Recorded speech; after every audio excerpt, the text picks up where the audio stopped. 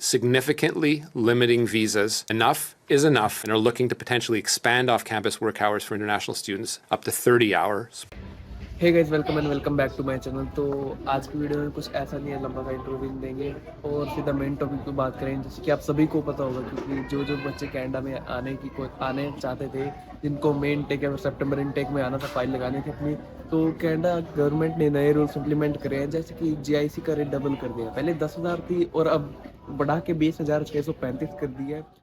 So starting on January 1st of next year, in 2024, the financial requirement for study permits will be raised to reflect the current cost of living. And as such, a single applicant will need to show that they have $20,635 in funds to support themselves in Canada, moving up from $10,000, as I mentioned in French.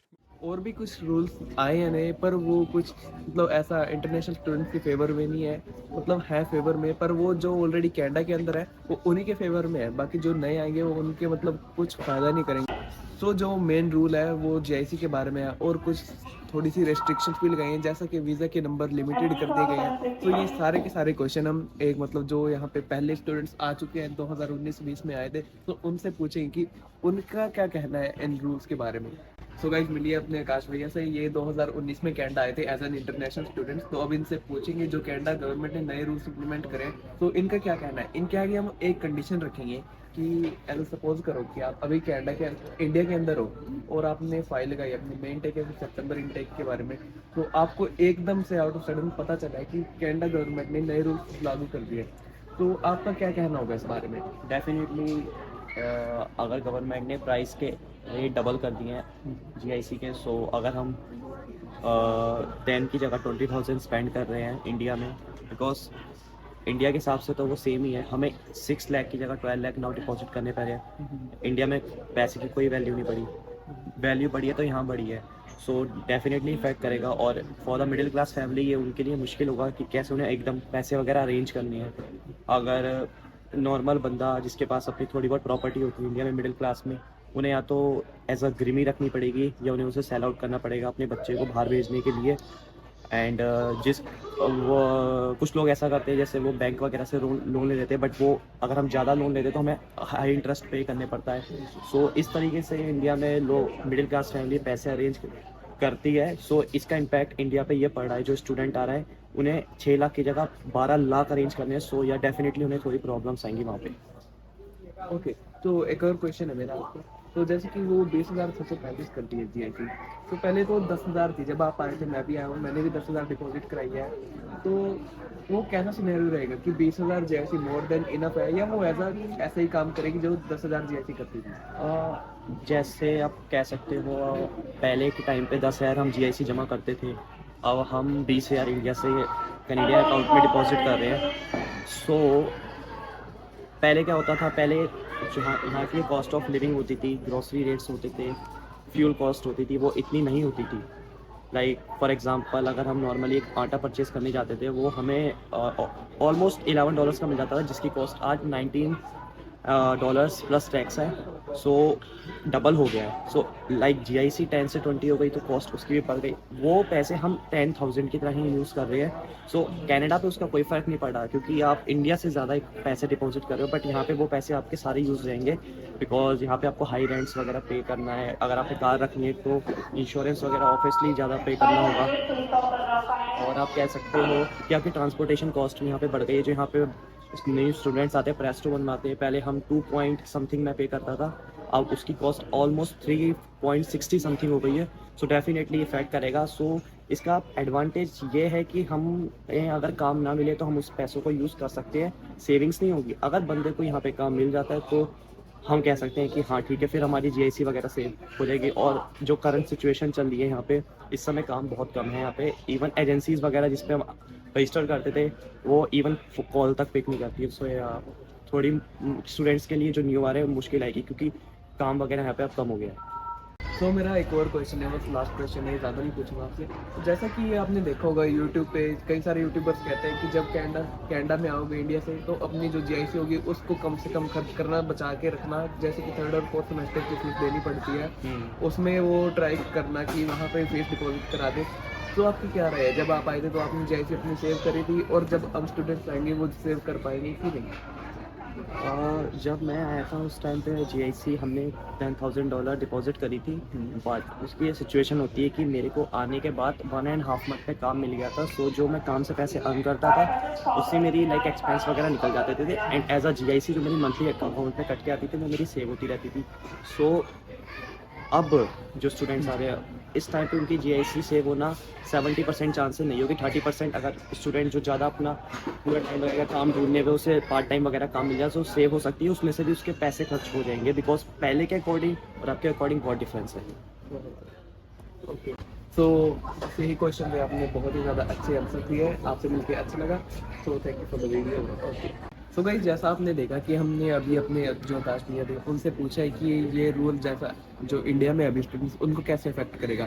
सो उन्होंने सारा एकदम honest review बताया अपना दिल से, जो भी उनको लगता है कि ये बहुत ही ज़्यादा अफेक्ट कर देगा, क्योंकि कॉस्ट ऑफ सारी चीज़ें बढ़ गई है यहाँ पे, ग्रोसरी वगैरह सारे रेट बढ़ चुके हैं। सबको पता है कि क्योंकि अब ऐसा ही नहीं है कि स्क्रिप्ट बना के कर रहे हैं, सारे जानते हैं जो भी यहाँ पे आता है। कुछ यूट्यूबर्स फेक भी कहते हैं कि कनाडा आ जाओ, ऐश है 5-6 दिन में जॉब लग जाएगी, ऐसा कहीं नहीं है। जो यहाँ पे हसल करता है उसी को पता है दिन रात ठंड वगैरह में घूमना। तो चलो ये तो दूर की बातें हो गई। अब हम किसी और से क्वेश्चन पूछते हैं। उन्होंने तो स्टूडेंट का बताया, अब उनके अगर नई कंडीशन रखेंगे कि जो गवर्नमेंट ने करा है रूल इम्प्लीमेंट, तो एज अ गवर्नमेंट वो क्या सोचेंगे, मतलब उन्होंने भी कुछ सोच के ही करा होगा ना, ऐसे ही नहीं कि आज उठे और मतलब हमने नया रूल बना लिया। तो एक और स्टूडेंट से पूछते हैं जो मतलब इंडिया से ही आए थे कनाडा में, तो उनका क्या कहना है इस रूल के बारे में। आए हैं रिशु दीदी के पास अपने, इनसे हमने पूरी परमिशन वगैरह ले लिया कि हमने ऐसा वीडियो क्या नाम वो शूट करनी है। सो इन्होंने ये मतलब अग्री हो गया है और वीडियो इनसे पूछेंगे। पहले आप इंट्रोडक्शन दे दें। हेलो एवरीवन, मेरा नाम विशु है और मैं कनाडा 2010 में आई थी and things have changed a lot. Okay, so चलो ये तो होगी। तो पहले एक ये चीज़ बता, जैसे कि आपको रूल पता होगा कि आईआरसीसी ने नया रूल लागू करा है अभी, मतलब 1-2 हफ्ता ही हुआ है। हाँ जी। सो जिसमें जीआईसी आप जब आए थे तो $10,000 थी, हाँ जी। अब वो बढ़ा दी गई है, वो 20,635 कर दी गई है। तो आपके आगे हम एक कंडीशन रखेंगे कि एज अ गवर्नमेंट, मतलब गवर्नमेंट ने कुछ सोच समझ के रूल इम्प्लीमेंट करा होगा। हाँ जी। तो आप क्या सोचोगे गवर्नमेंट ने मतलब क्यों करा है ये? तो if I think from government perspective, मुझे लगता है कि this is a valid rule that they have change, क्योंकि अगर हम देखें कॉस्ट ऑफ लिविंग, यहाँ पे जब न्यू स्टूडेंट्स आते हैं तो रहने का खर्चा, खाने का, telephone bill, utility bill, like everything is so expensive. तो अगर उन लोग के पास उतना मनी गारंटीड होगा तो उन्हें लाइक स्ट्रेस नहीं होगा, कोई टेंशन नहीं होगी। तो बेसिक कॉस्ट तो होती है, आपको रहना है, आपको खाना है। तो अगर उतना मनी आपको मंथली पता है कि आपको मिलना ही मिलना है, तो एक आपको सेटिस्फैक्शन रहता है and you stay away from stress, depression, anxiety. So I think in a way it's good. और क्वेश्चन है, सो जब आप आए थे क्या नाम कनाडा में, इंडिया से, तब उस टाइम आपकी 10,000 जीआईसी थी। हाँ जी। तो अब मेरा ये क्वेश्चन है, तो जो 20,635 जीआईसी हुई है, वो जो कनाडा में स्टूडेंट्स आएंगे नहीं, उनको कैसे हेल्प करेगी वो? Good question. तो मुझे लगता है कि it's gonna be very helpful, because अगर मैं 10 साल पीछे जाऊँ, जब मैं आई थी तो उस समय कॉस्ट ऑफ लिविंग बहुत कम थी, आपका रेंटल कम था, ग्रोसरीज कम थी, प्लस नंबर ऑफ स्टूडेंट्स बहुत कम थे। अभी सब कुछ लाइक इट्स गॉन 10 टाइम्स, महंगाई हो गई है, इन्फ्लेशन है, प्लस जॉब्स इतनी नहीं है, स्टूडेंट्स इतने आ रहे हैं और जॉब उतनी है नहीं। तो आई थिंक अगर वो उतना मनी अपने साथ लेके आएंगे तो उनको मिनिमम मंथली जो खर्चे उनके होते हैं, खाने के हो गए, ट्रांसपोर्टेशन के हो गए, तो वो ईजिली मैनेज कर लेंगे और उनको स्ट्रेस नहीं होगा। जी। And they can also end up studying, क्योंकि क्या होता है कि बच्चों के पास मनी तो होता नहीं है टू पे ट्यूशन और वट एवर, और मे बी पे द ग्रोसरी बिल्स और टेलीफोन बिल्स। तो वो लोग पढ़ाई कम करते हैं and they focus on working more, which in a way is not good. आप पढ़ने आए, आपको पढ़ना चाहिए और फिर जॉब करना चाहिए। तो अगर वो उतना मनी अपने साथ लेके आएंगे तो at least they have that satisfaction कि मेरे पास मनी है खाना खाने के लिए, टेलीफोन बिल पे करने के लिए। तो आई थिंक इट्स गुड कि ये जीआईसी बढ़ा दिया गया है। सो एक और मतलब वो आपने थोड़ा सा आंसर दे दिया है वैसे इसी आंसर में। जब आप आए थे तो उस टाइम की कंडीशन मतलब क्या थी? उस टाइम स्टूडेंट्स ठीक थे? उस टाइम जॉब्स का क्या सिनेरियो था? उस टाइम मतलब हाउसिंग क्राइसिस भी, मतलब रेंट कितना था? उस टाइम के हिसाब से और आज के हिसाब से क्या सोचते हैं? तो जब मैं आई थी तो I think everything was very like not expensive. मेरा रेंट अराउंड $200 था और ग्रोसरी भी इतनी एक्सपेंसिव नहीं थी। अभी तो खैर everything is has increase so much. I am a citizen now, I have my own house और जो मैं रेंट चार्ज करती हूँ वो अराउंड $600 $700 है, बिकॉज मेरा मॉर्गेज है, the interest rates have gone up. तो उन सबको मीट करने के लिए मुझे रेंट ज़्यादा मांगना पड़ता है। तो रेंट डेफिनेटली बढ़ा है और नंबर ऑफ स्टूडेंट्स भी बढ़े हैं और जॉब्स तो ऑब्वियसली कम है। तो देयर इज़ अ कॉम्पिटिशन, तो उसमें क्या होता है कि students they and up taking less paying jobs, तो वो मिनिमम वेज से कम में भी काम कर लेते हैं। उससे क्या होता है, जो बाकी लोग हैं जो जेन्युइनली काम करना चाहते हैं मिनिमम वेज पे, उनको जॉब नहीं मिलती क्योंकि एम्प्लॉयज़ प्रेफर करते हैं कि वो कम मनी दे के जी सेम वर्क ले लें। वो तो तो सारे ही सोचते हैं कि हाँ अपना पैसा बचाए कि कम से कम रेट में आ जाए हमारे पास लेबर वगैरह काम करने वाले वर्कर, हाँ जी। सो हमारा ही पैसा बच जाएगा, आगे वो काम भी करेगा। ओके, सो आपका बहुत ही ज़्यादा अच्छा रिव्यू दिया आपने। आई होप कि ये स्टूडेंट्स को भी बहुत ज़्यादा हेल्प करेगा जो भी इनटेक या फिर सितंबर इनटेक में आएंगे, क्योंकि यहाँ पे जो कंडीशंस है उनको मतलब पता चल जाएगा कि राइट नाउ की कनाडा की कंडीशन कैसी है अभी, क्योंकि जो दूसरी वीडियोस में देख के आते हैं कि बहुत ही ज़्यादा मज़ा आ जाएगा कनाडा के अंदर जाके, तो ऐसा नहीं है। Okay, thank you for the video, thank you for the review. My pleasure. Okay, so okay, goodbye guys, stay healthy and keep hustling.